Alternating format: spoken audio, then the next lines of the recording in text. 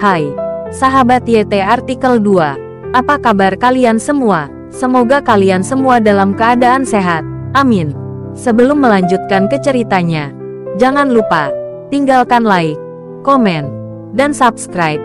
Karena dengan like dan komentar kalian, yang semakin membuat admin semangat mengupload lanjutan ceritanya.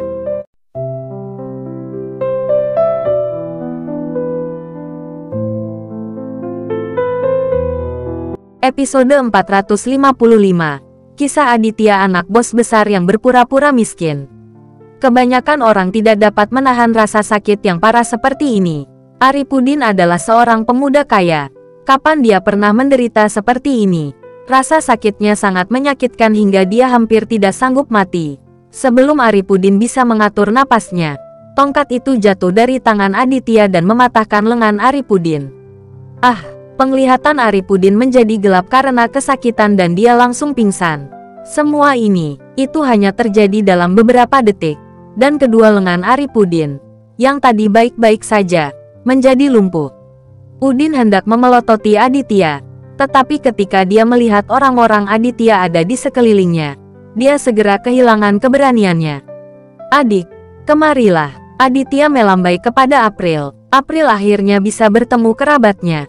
Dengan gemetar, dia berlari ke arah Aditya dan segera melemparkan dirinya ke pelukan Aditya. Aditya selalu menyayangi saudari ini. Melihat dia telah dianiaya, Aditya sangat marah. Meski kedua lengan Aripudin cacat, kemarahan Aditya tidak kunjung hilang sama sekali. Aditya menepuk punggung April dan bertanya dengan lembut, "Jangan takut. Katakan padaku, siapa lagi yang memukulmu?" April tanpa sadar menatap Alexandra, tetapi dia segera menyesalinya, karena dia tahu temperamen Aditya. Jika kakaknya tahu bahwa Alexandra juga telah memukulinya, bukankah dia akan memukul Alexandra sampai mati? Jadi April segera menoleh ke belakang dan berkata kepada Aditya, "Tidak lagi." Tapi bagaimana dia bisa menyembunyikannya dari mata Aditya? Melihat wajah Alexandra, dia menjadi pucat karena ketakutan dan tampak bersalah. Aditya segera mengerti. "Apakah kamu juga memukul adikku?" Aditya menunjuk ke arah Alexandra. Tidak, Tuan Aditya. Saya benar-benar tidak melakukannya," bantah Alexandra. Aditya tidak mengatakan apa-apa. Dia melihat wajah April dan melihat beberapa bekas jari ramping, yang jelas merupakan jari wanita. Dan sidik jarinya ada di sisi kiri wajah April. Aditya bertanya dengan dingin kepada Alexandra, "Kamu memukulnya dengan tangan kananmu, kan?" "Tidak, Tuan Aditya. Anda percaya padaku." Alexandra gemetar. Dia tidak menyadari betapa menakutkannya membuat marah Aditya sampai sekarang. "Kemarilah," kata Aditya dengan suara yang dalam. Alexandra tidak berani maju.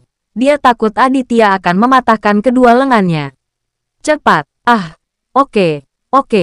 Saat Aditya berteriak, Alexandra tidak berani menunggu lebih lama lagi dan berjalan dengan gugup ke arah Aditya. "Senang rasanya menindas adikku, kan?" Aditya bertanya pada Alexandra, lalu menamparkan wajah Alexandra 4 kali. Alexandra dipukuli hingga dia menangis. Dia menutupi wajahnya dan menatap Aditya. "Aku benar-benar harus menghancurkan kedua tanganmu," kata Aditya dengan marah. "Tuan Aditya, tolong jangan lakukan ini. Aku ini perempuan." Alexandra mulai menangis, berpura-pura menjadi kasihan di depan Aditya. "Pergilah ke sana dan tampar dirimu sendiri. Jangan berhenti sampai aku menyuruhmu berhenti." Aditya menunjuk ke sudut tempat April berdiri sekarang. Alexandra mengeluh secara diam-diam, tapi ini lebih baik daripada tangannya patah. Dia bergegas ke sudut dan mulai menamparkan dirinya sendiri.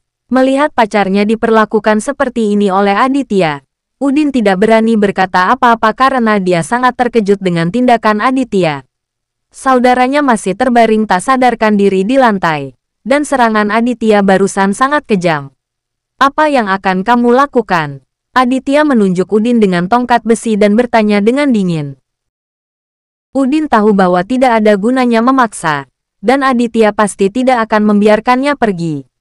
Hanya untuk menakuti Aditya, hanya dengan cara itulah ada harapan untuk terhindar dari bencana. "Aditya, apakah kamu tahu apa yang terjadi dengan keluarga kami? Saya menyarankan kamu untuk segera berhenti. Jika tidak, kamu akan membayar mahal. Membuat beberapa ancaman, tapi Udin terlalu ceroboh. Dia bahkan tidak melihat situasinya. Tidak peduli betapa hebatnya keluargamu.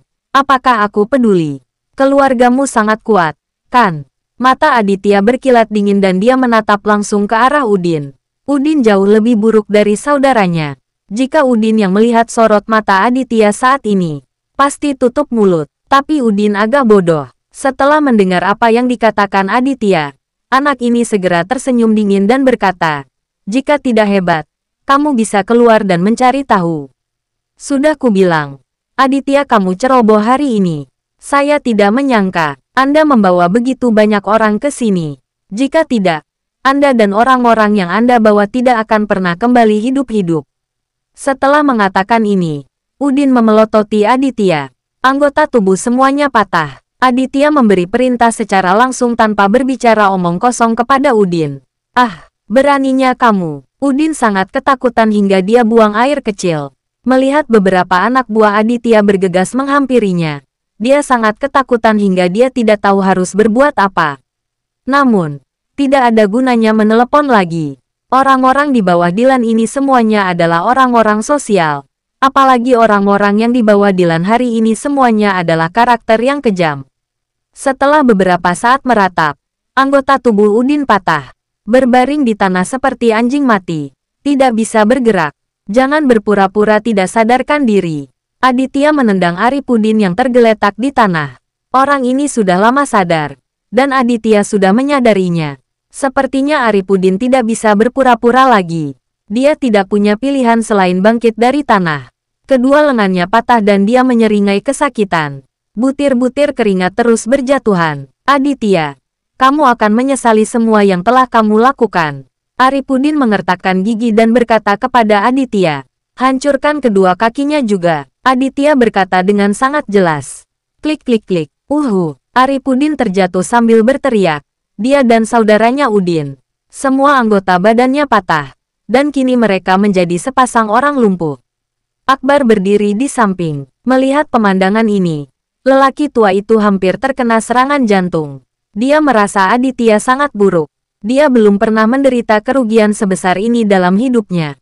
Meskipun dia sangat membenci Aditya, Akbar tidak berani mengatakan sepatah kata pun. Dia tahu betapa kuatnya Aditya.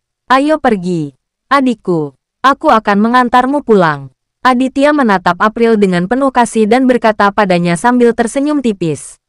April sangat terkejut. Dan dia juga mengetahui bahwa kakaknya sangat mendambakannya.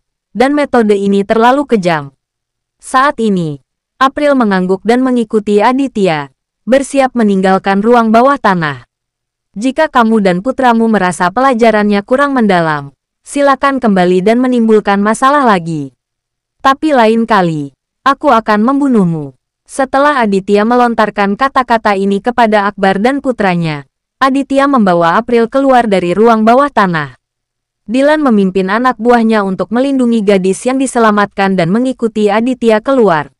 Gadis itu memandang Aditya dengan penuh rasa terima kasih dan menyaksikan Aditya mengajar Akbar dan putranya. "Saudara Aditya, terima kasih telah menyelamatkan saya." Gadis itu berterima kasih kepada Aditya. "Cepat pulang." Aditya tersenyum ringan pada gadis itu dan memberi isyarat padanya untuk segera meninggalkan area Villa Akbar. "Pulang, sialan. Tidak ada yang bisa meninggalkan tempat ini hidup-hidup." Saat ini, suara seram seorang pria terdengar dari luar gerbang villa. Bersambung.